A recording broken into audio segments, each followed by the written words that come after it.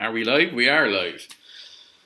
Okay, the final score in this one was Munster 6, Leinster 13. An incredibly disappointing result, an incredibly disappointing performance. And, I've had a lot of questions in the interim since full time asking me what happened? What was going on in this game? What was the problem? And I think there's a lot of things. You could look at a bad defensive misread in the first half, that gave Leinster a kind of a decisive lead almost. It shouldn't have been, but that's beside the point. But I suppose it comes down to guys losing collisions, and I think it's very hard to play the game at any level if you are constantly losing collisions in the forwards, if you're constantly losing collisions when you're looking to get your setups in place. It is just very hard to play this game. It becomes more complex.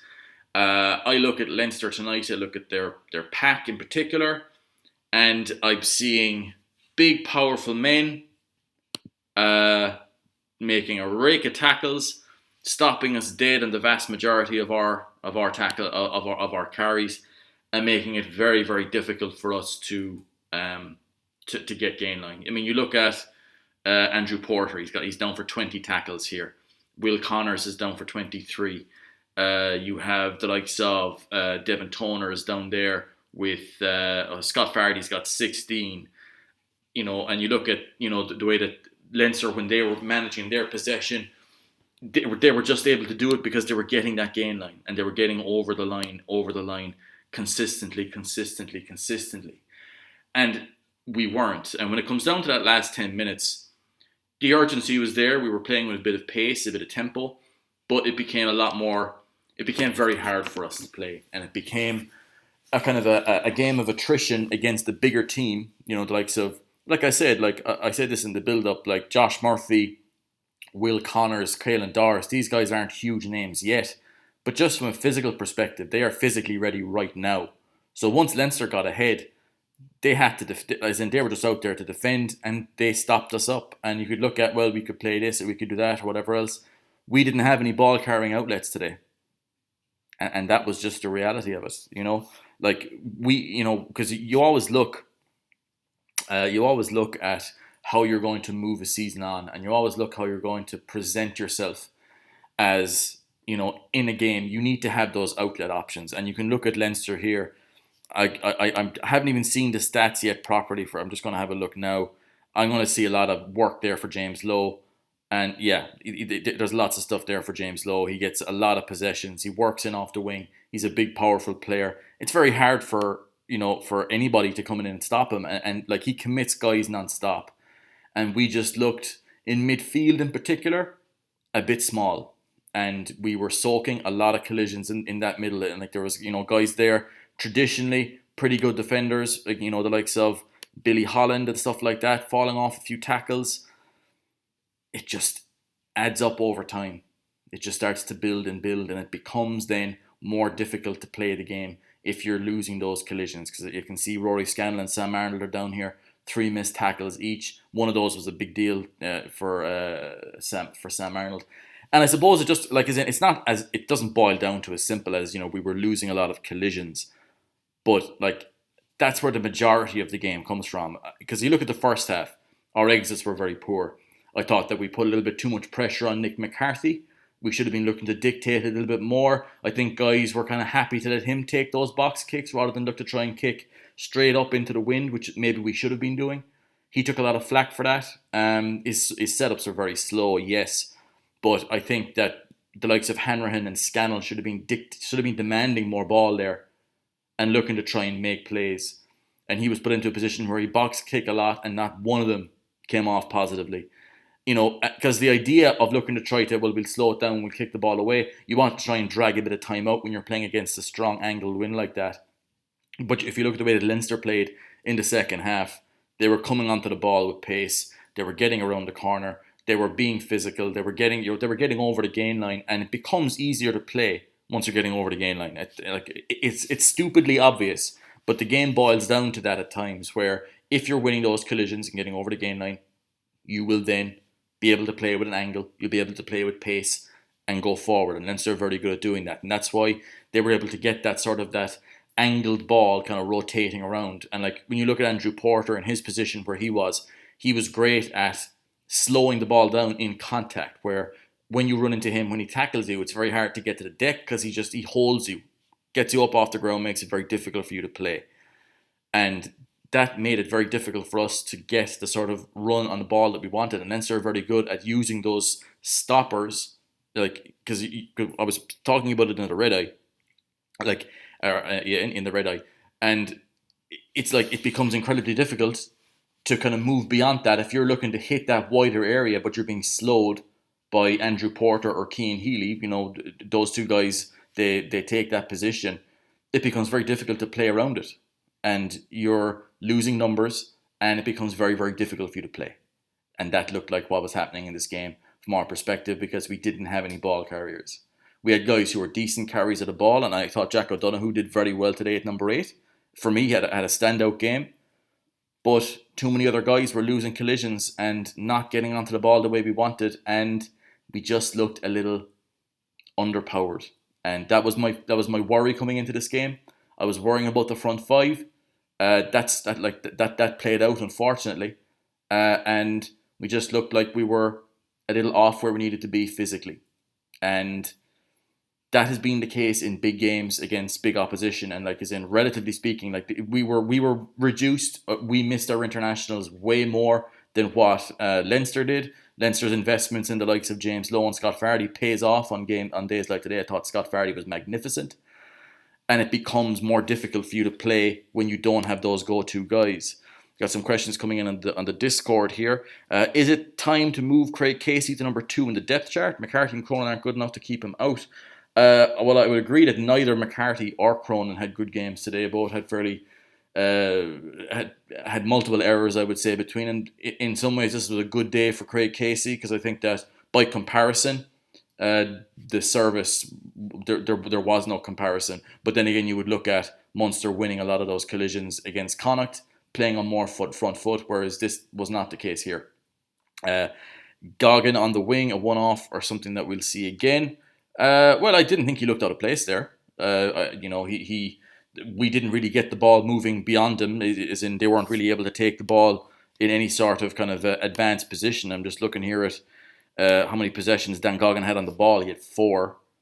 Just to give you a comparison, James Lowe had 9. So, they were getting their guys more involved. We weren't able to play with that sort of tempo, and I suppose like that it comes down to like not enough fellas put their hands up today to be saying, look, I deserve to be starting in a Heineken Cup game. Not on this evidence. There was some guys who played well. I'll get to that. This next question here is thought the 12-13 channel were very poor tonight. The rush wasn't much of a rush. Farrell must be the one calling it in big games. Also, you do see Arnold being here next year. Look, it's not my call as to whether Sam Arnold is here next year or not, rightly so. I don't think he had a good game today. I think that today was a game he needed to have a big one. Same with Darren O'Shea.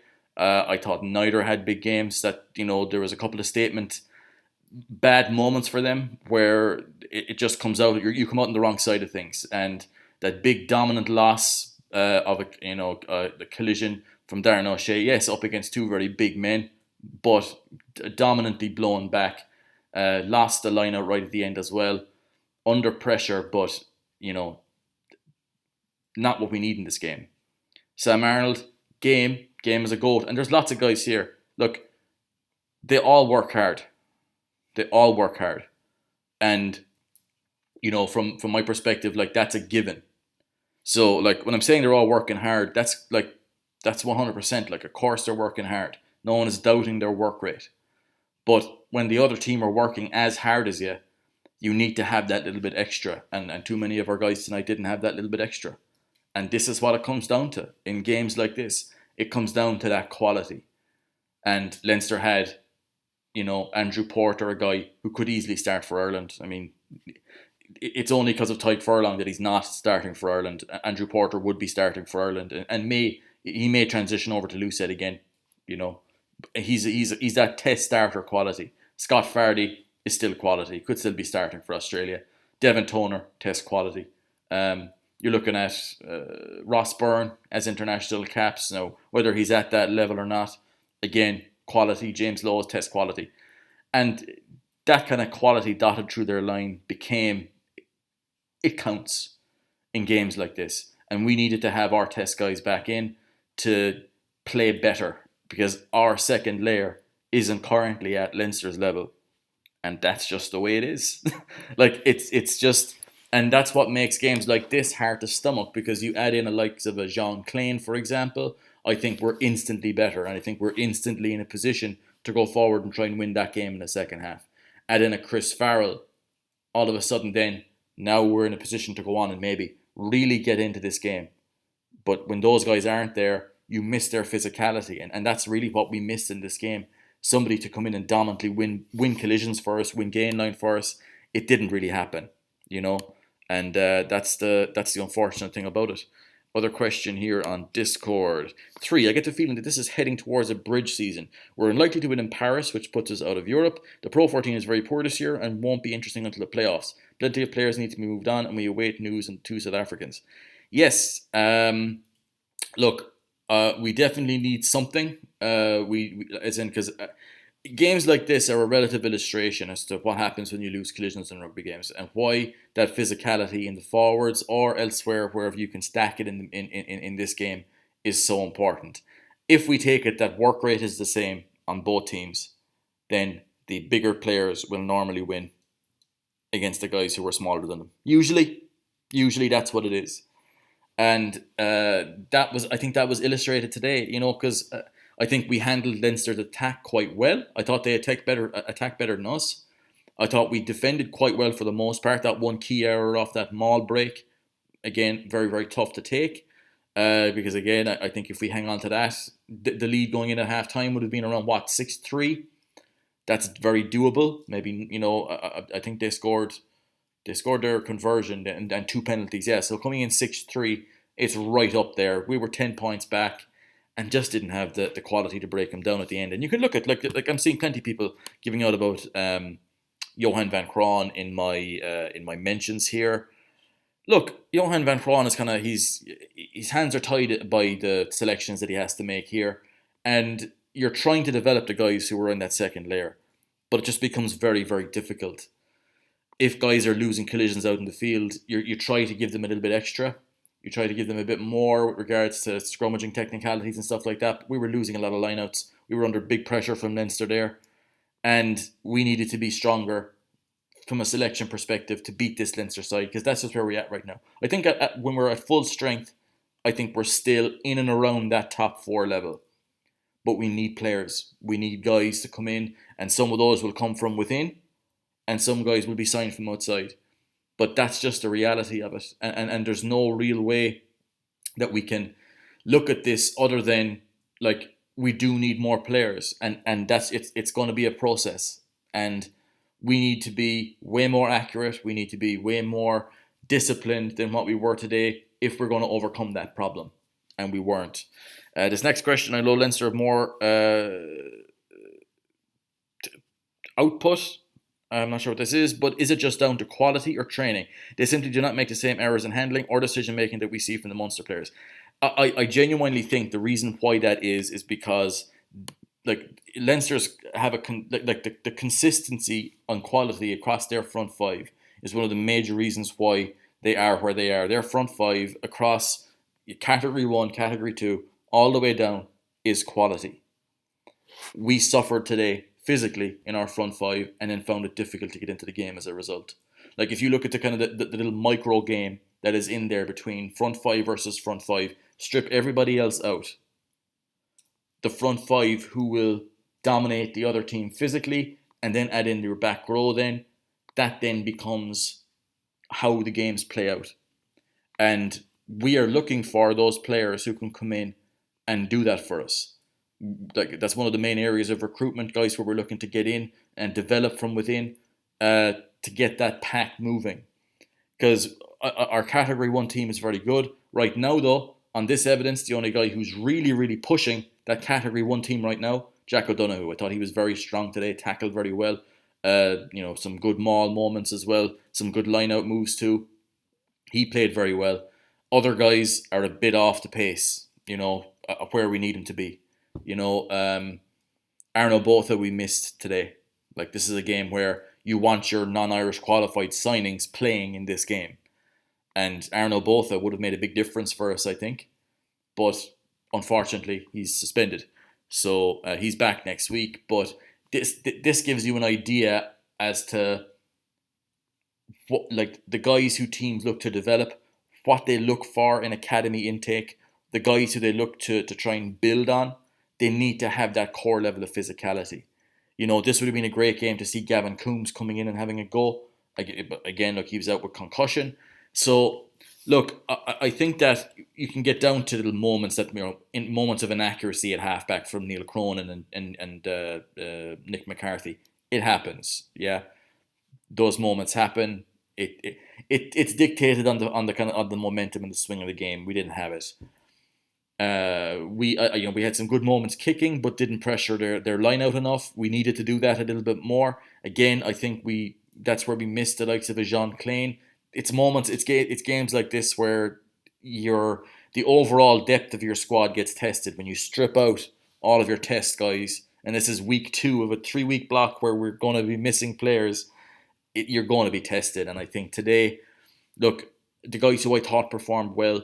Just on my first initial watch, Jack O'Sullivan did well. I thought that Keenan Knox came on and did well. Finian Wycherley put himself about. I'm not sure what his numbers are like yet. His numbers are pretty positive here. Like, for his carries and for his tackling, he was putting himself about.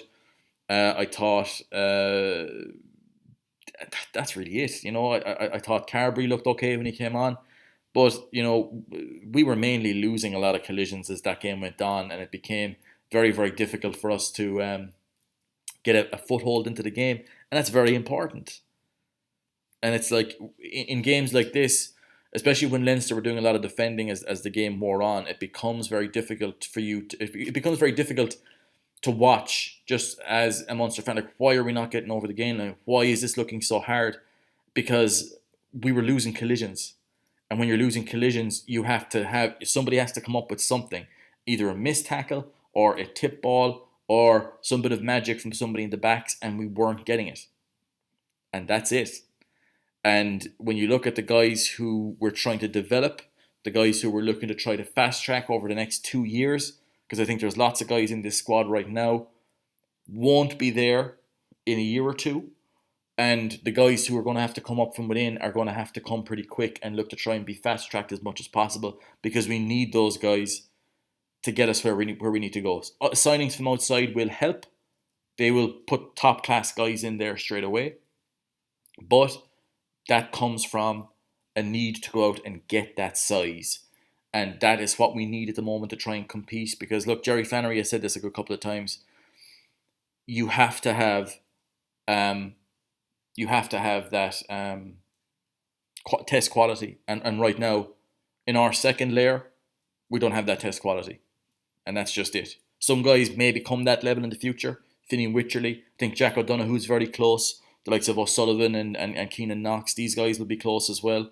But again, when you look at down to the line, you look at the guys, Porter, you look at Cronin off the bench, you look at Scott Fardy, Devin Toner, even Caelan Doris is a guy he's going to get time for Ireland in this Six Nations.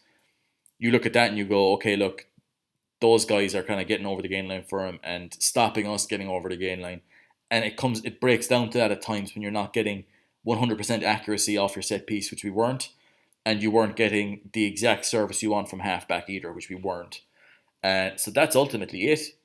And, from that perspective, I think Munster kind of deservedly lost this. I mean, we could have drawn at the end and it probably would have been a fair result, but you have to take your lumps, and we just did not play well enough to get the win today. And Leinster didn't have to do all that much. Their defence was very, very good, but we just didn't muscle up enough, and this one will hurt. This one will come back and it'll hurt. And it just shows that a lot of the guys who were there today, not sure how many, some of the guys there, quality, will get their time. but some guys are kind of showing what their level is, and we need to grow. We need to get beyond, and we need to get better. We need to get bigger, and like that's going to be the issue over the course of the next 2 seasons. What guys can we come in that we can bring in that will give us that physicality, and once we have that, we'll be flying it. Because it's not a case of we'll never have it. Because Leinster never didn't used to have it. Then they brought Rocky Elsom in, and then he's a game changer for them. And then other guys start to come through. That's where Munster are at the moment. We're a fair bit behind where Leinster are right now with regards to the player development, and that's just the reality of it. You can say is it training? It's not training or anything else like that. You work down with the base level of guys you have. We brought in 2 good guys in Larkham and Roundtree, and like those guys are going to take time to get their messages into the players. There's going to have to be guys who come up within those guys, and some guys are just going to be like good servants to Munster, but aren't what we need going forward. And like that's just the ruthless edge that comes with being a coach and being involved at the contracting level in pro rugby. You look at where you are, the results you've had. Is it possible to get better? Can we sign this guy, that guy? Who do we have within who's pushing at us? Who's going to look to try and push us on? Who has that capability to be a top test guy? And these are the conversations that we're having right now. And games like this, where Leinster's mostly category 2, I would posit that they had more top starters in their team than what we did, and that quality I think showed out in the end. But guys like Connors and Murphy are coming through, and they're just big physical specimens, and we need to get guys of that same kind of physical caliber and get them in to be coached by the likes of Roundtree, Van Cron, and Larkham. Once we can do that, these guys will improve. But if you're losing collisions physically to the likes of an Andrew Porter or a Quaylen Doris or Scott Fardy or whatever else, like defensively you might stop them up, but you lose offensively because then that's when mistakes start happening, and that's going to be the problem for us going forward. And today will be very tough to take, but it is useful in another way, because now we know that there are certain guys who are behind the curve where they need to be. Some guys made a really good account of themselves. Other guys, for me, showed that the level now is kind of tapered off, and it's about as far as they'll go. So it's going to be a tough one going forward. This is a game that's like it's going to be tough to take tomorrow. The day after, we're going to go up to Ulster and be stronger. We'll have different guys coming back in, test level guys. So that's going to be good, but it's going to be difficult to recover from just the last few moments of this game, losing collisions, guys getting blown back in defence, and our structure kind of evaporating in the end. And like that's going to be the one that's going to be toughest to take.